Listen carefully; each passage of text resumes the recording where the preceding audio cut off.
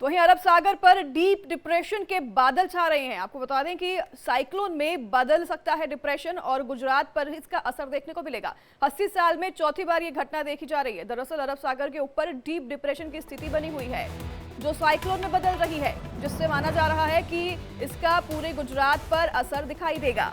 बड़ी खबर आपको बता रहे हैं, गुजरात को लेकर अरब सागर पर डीप डिप्रेशन के बादल छा रहे हैं और जिसकी वजह से गुजरात पर इसका असर देखने को मिल सकता है। अरब सागर पर डीप डिप्रेशन की वजह से बादल छाए हुए हैं और ये बादल जल्द ही साइक्लोन में भी बदल सकते हैं, जिसका असर पूरे गुजरात पर देखने को मिल सकता है।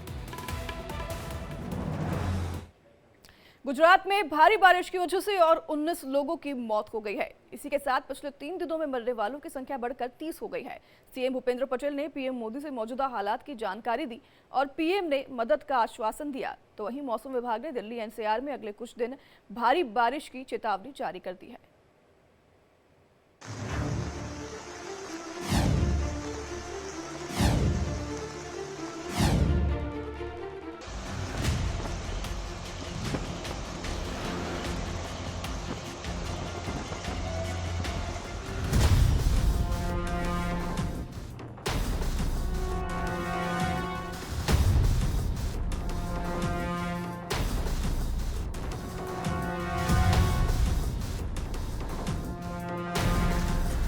गुजरात में बारिश ने सबसे ज्यादा तबाही मचाई है।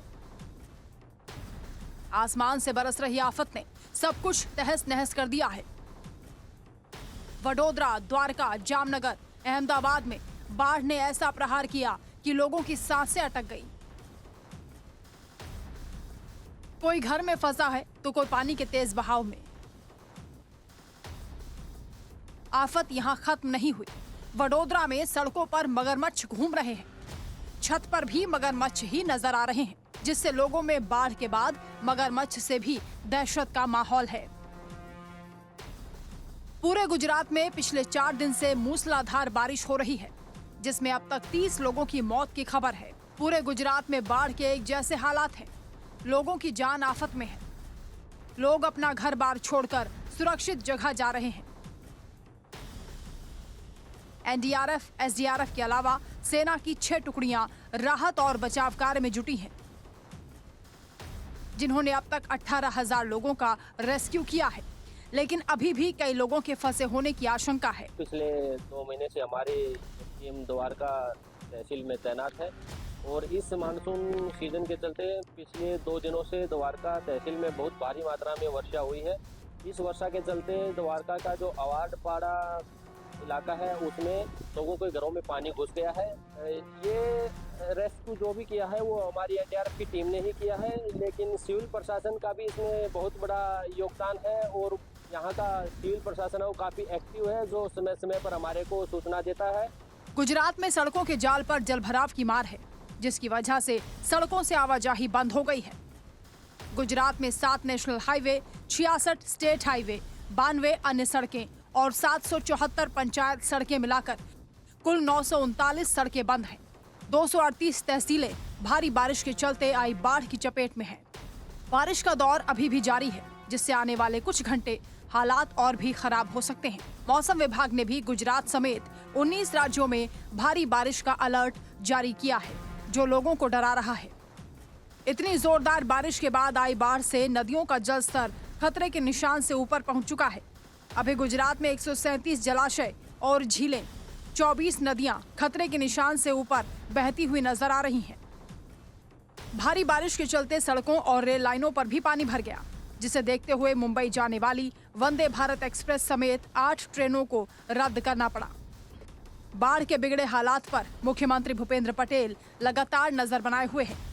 पीएम मोदी ने भी भूपेंद्र पटेल से फोन पर बात कर हालात की जानकारी ली।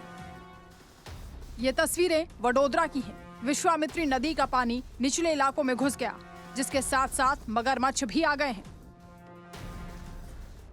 पानी का लेवल इतना बढ़ चुका है कि घरों की छतें भी डूब गई हैं। और तो और पानी में बहता हुआ मगरमच्छ घर की छत पर पहुंच गया। महाराजा सायाजीराव विश्वविद्यालय के कैंपस में भी मगरमच्छ घुस आया था, जिसका रेस्क्यू किया गया। वडोदरा में पिछले कुछ दिनों में 10 मगरमच्छों का रेस्क्यू हुआ है। फॉरेस्ट की टीम काफी 5 दिन से वो खड़ी रही है और तुरंत सभी का कॉल आता है तो तुरंत रेस्क्यू कर दिया है। अभी आज तक हमारे पास 10 क्रोकोडाइल हमने रेस्क्यू किया है, इसमें से 2 रिलीज किया है और 8 हमारे पास अभी है। तो हम जो बाढ़ को कम आएगी, नदी का प्रवाह जो ज्यादा है तो थोड़ा कम होगा, बाद में हम इसको रिलीज कर देंगे। आज सुबह जो हमें कामनाथ महादेव के बगल में एक घर में घुस गया था, वो ज्यादातर 14 फीट का मगर है। और EME सर्कल में भी एक आया था मगर, EME सर्कल है रात्रि बाजार, यहाँ से एक हमने रेस्क्यू किया है। और जूलॉजी डिपार्टमेंट है MS यूनिवर्सिटी का, इसमें से 11 फीट का मगर हमने रेस्क्यू किया है। पानी का सितम ऐसा है कि लोगों की जान पर बनाई है। लोगों को सुरक्षित निकालने के लिए वडोदरा के कीर्ति मंदिर सरकारी क्वार्टर में रेस्क्यू ऑपरेशन चलाया गया। वडोदरा की सड़कें समंदर में तब्दील हो चुकी हैं। पूरा शहर जलमग्न है और लोगों का जीना मुहाल है। पानी घरों में घुस गया है और कारें पूरी तरह से डूब चुकी हैं। भारी बारिश के चलते वडोदरा से स्टैच्यू ऑफ यूनिटी की ओर जाने वाला रास्ता पूरी तरह से क्षतिग्रस्त हो चुका है।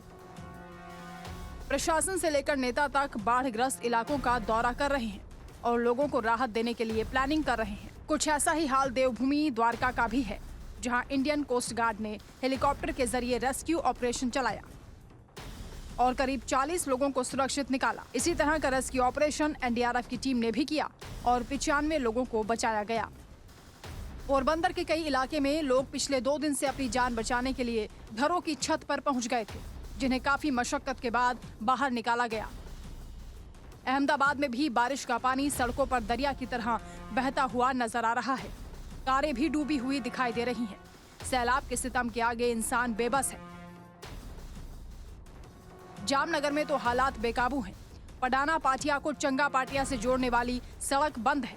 बाढ़ के कारण सरपीएन रोड पर बने छोटे पुल का हिस्सा भी बह गया। जामनगर के हालात को रंजीत सागर डैम की तस्वीरें खुद बयां कर रही हैं, जो ओवरफ्लो हो गया है। भारी बारिश के चलते जल स्तर 29 फीट तक पहुंच गया। इन तस्वीरों को देखने के बाद निचले इलाकों के लिए अलर्ट जारी हुआ है। जामनगर उत्तर से बीजेपी विधायक रिवाबा जडेजा ने अधिकारियों के साथ बैठक की और हालात का जायजा लिया।